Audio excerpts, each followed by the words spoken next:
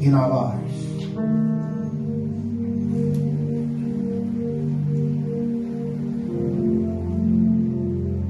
It is time for us to turn back to true worship. And we cannot turn back to true worship except we dismantle the idols in our hearts. Except we dismantle the idols in our lives. We cannot turn back to true worship. And to dismantle the idols in our lives, we must be aware of the existence of these idols. If we are not aware of these idols and its existence in us, in our hearts and in our lives, we cannot dismantle it.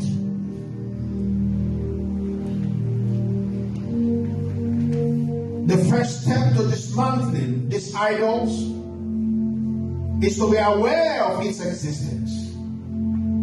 Is to be conscious of its existence. Is to have knowledge of its existence.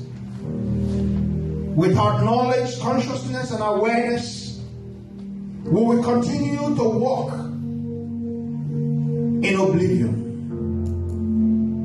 We will continue to walk in negligence. We will continue to walk in ignorance.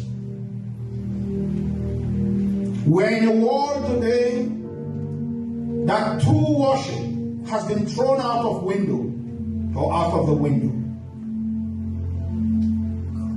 because of the existence of idols in the church, in the hearts of the people of God, idols in the lives of the people of God, idols in the body of Christ.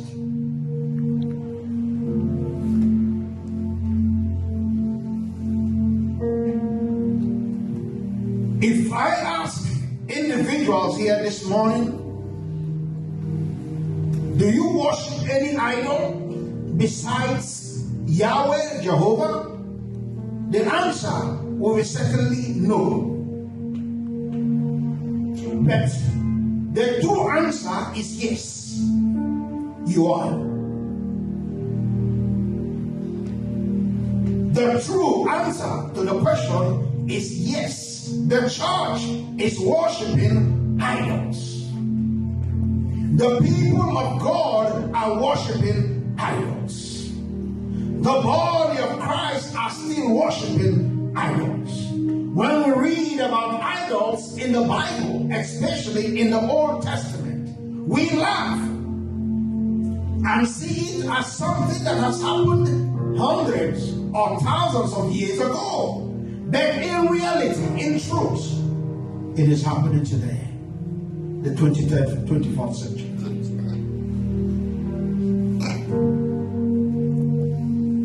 We must return to true worship. We must remember that the gifts of God must never replace God. I will say it again. We must always remember the gifts of God cannot replace God. We must always remember that the Creator is what we should always worship, not the creation. In other words, the creation cannot be worshipped. It is only the Creator that can be worshipped. We are worshiping the creations, not the Creator. And that's why we are guilty of idolatry. The practice of worshiping idols.